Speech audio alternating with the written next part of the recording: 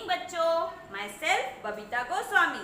आज हम पढ़ने जा रहे हैं क्लास थर्ड का सब्जेक्ट एसएस का first chapter the life and the times of early man. Early man का मतलब है हमसे जो पूर्वज थे, पहले वाले लोग। उनके बारे में हमें पूरी जानकारी तो नहीं है, पर फिर भी जो किताबों में लिखी है उससे हमें पता चलता है।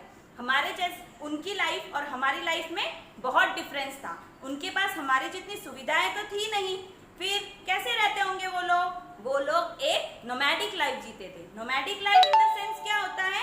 वह ग्रुप बना के एक साथ रहते थे, वन प्लेस से अनदर प्लेस पे जाते थे। For what? किस लिए जाते थे? फॉर शेल्टर, फूड, इन सब चीजों के लिए वो एक जगह से दूसरी जगह जाते थे। उन्हें पता तो था नहीं कि फायर कैसे जलती है और आग कैसे लगानी है, खेती कैसे उगानी। उस टाइम तक उनको कुछ पता नहीं था ना, इसलिए वो एक जगह से दूसरी जगह जाते थे। उनको कहते हैं एज अ नोमैडिक लाइफ। और वो क्या करते थे, क्या खाते थे? जैसे फ्रूट्स खाते थे, जो झाड़ की जड़ें होती है वो खाते थे। इस तरीके से वो अपना समय आगे बढ़ाते थे। उनको पता नहीं था कि फसल कैसे उगानी है।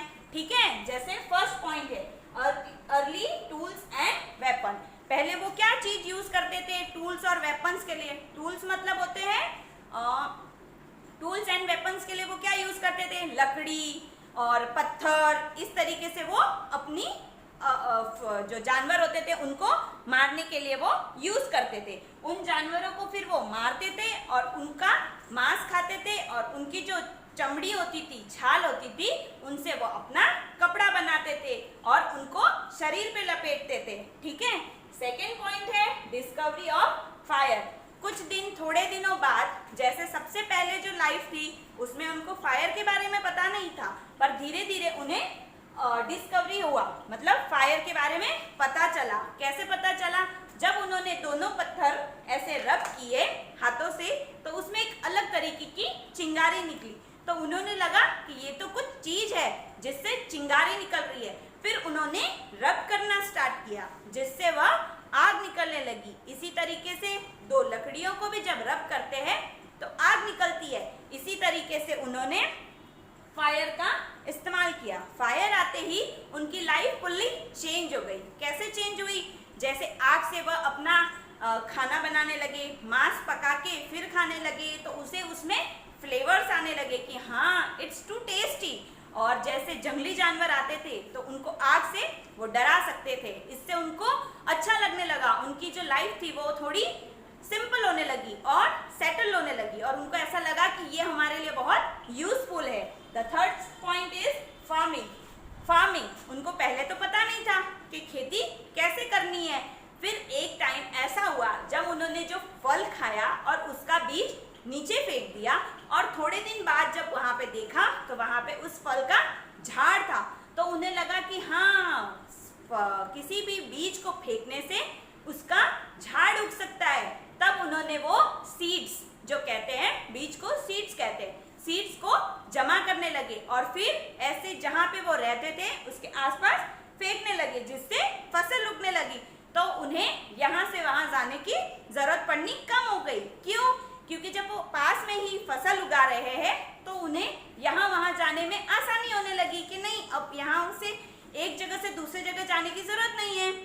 वो वहीं पे रह के अपनी फसल उगा लेते हैं और फिर वह खा लेते हैं। ठीक है। अब another point is invention of wheels. Wheels मतलब होता है पहिया।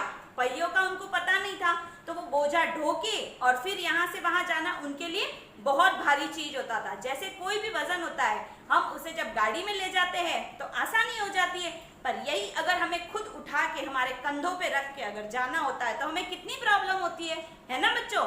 इसी तरीके से पहले उन्हें पता नहीं था तो उनको बहुत सी प्रॉब्लम होती थी। धीरे धीरे उन्हें जब व्हील्स के बारे में पता चला, पता कैसे चला? एक बार एक लकड़ी का गट्टा था, ठीक है, जब उसको ऊपर से लुढ़काया तो वो गोल गोल लुढ़क के नीचे जाने लगा। तो उन्हें लगा हाँ, शायद से जब गोल वाला पोर्शन होगा तो वो आसानी से चल सकता है। इसी तरीके से व्हील का इन्वेंशन किया उन्होंने।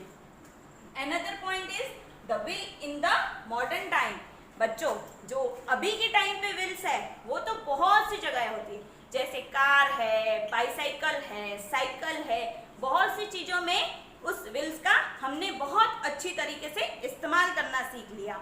इसीलिए बच्चों उस टाइम का टाइम और अब का टाइम बहुत डिफरेंट है। आपको पता है उन लोगों के पास कोई सुविधा नहीं थी और आज के लोगों के पास कितनी फैसिलिटीज है ना, उनके पास बहुत सारी फैसिलिटीज। आप बिना पंखा नहीं रह सकते, उस टाइम कोई चीज की फैसिलिटी नहीं थी, नो इलेक्ट्रिसिटी, नो वाटर। उनको पानी के लिए भी तालाब या कुओं के पास रहना पड़ता था, जिससे वह वहां से पानी लाते और फिर पीते थे। ठीक है, इसी तरीके से अर्ली मैन के बारे में आपको सब पता तो चल गया है। ठीक है, थैंक यू बच्चों। Please like my video and subscribe the channel.